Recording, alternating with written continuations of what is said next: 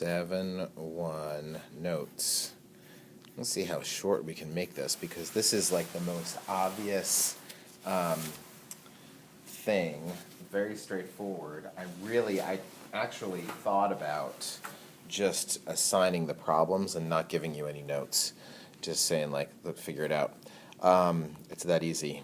Well, and you guys are that smart. You know, a combination of those things. So here's the deal. Well, you want to be able to find the area between two curves.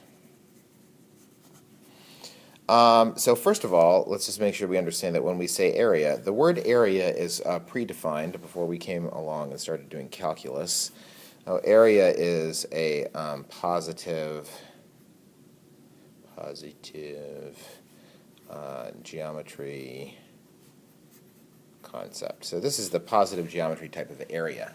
So we just need to make sure that we do that. So or that we were cognizant of that. So let's say we got two functions.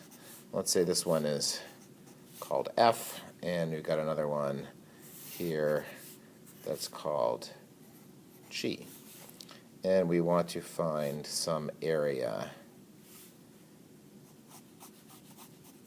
between them from A to B. All right, I'm going to ask you a question, then you're going to pause the video and think about it for about, I don't know, 30 seconds, maybe less. How would you find that area? Pause.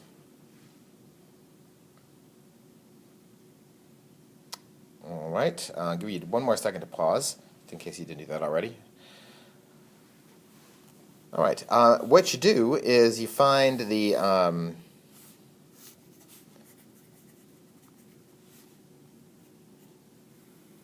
area from A to B under the f function,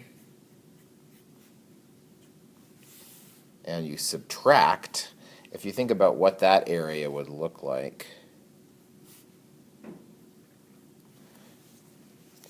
this area right here, I don't know how well this works as a highlighter. Oh, that looks great. Hold on one sec. Let me get some colors here.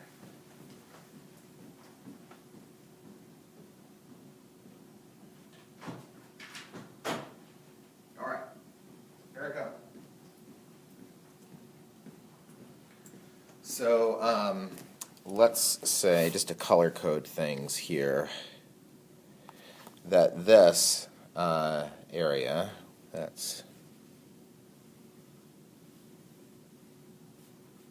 this. You ever seen one of these gel highlighters? It looks like a kind of like a gummy thing that you might eat. I think it would probably taste like lemon. Here, let me taste it. Just kidding. I'm not gonna put that in my mouth. It's gross.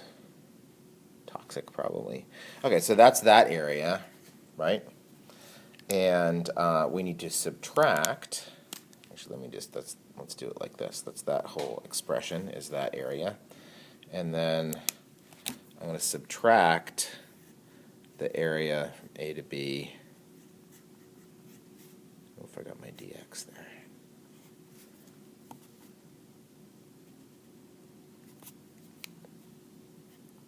That minus this.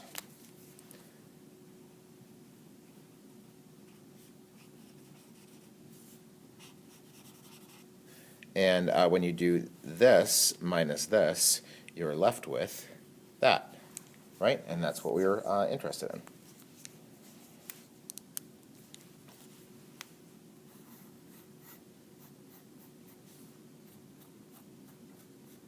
There. Some nice color coding. So I don't know. I think that's pretty obvious, right?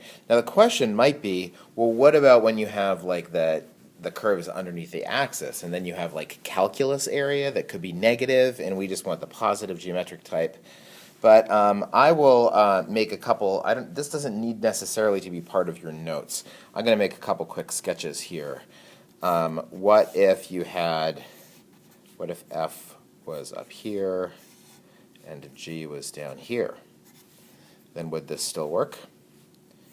And the answer is yes. It does, because then the f this expression would be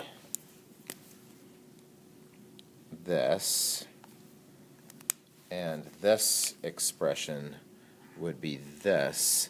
But in the calculus style area, this is negative. So I would have this minus negative this, which would give me the positive version of that whole area. And what if they're both underneath the axis, you say?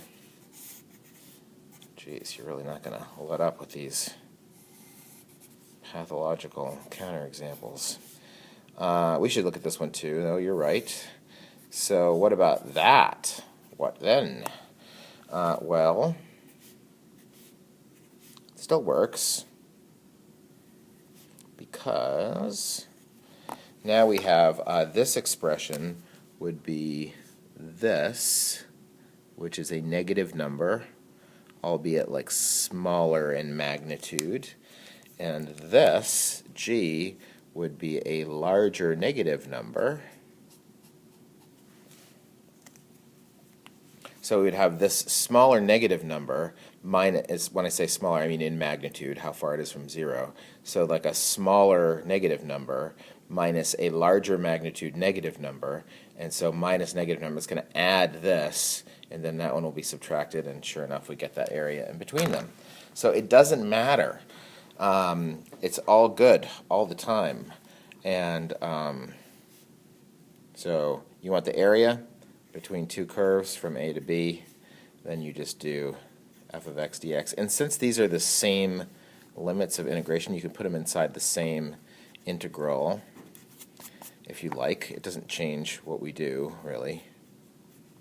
You just need to make sure that this one is on top and that this one is on the bottom. Now, what if they like to play a little role reversal here? What if this one likes to be on top sometimes and this one likes to be on the bottom sometimes? In other words, what if you have a situation like, what if this is f and this is g, and we want the area between them from A to B? Well, you're going to have to break it up into two integrals. Sorry for your trouble. That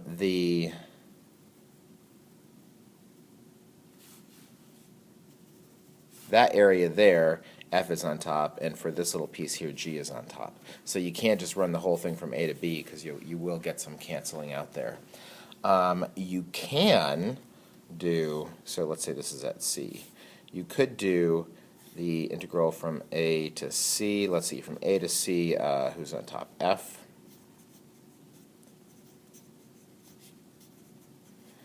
And then from C to B,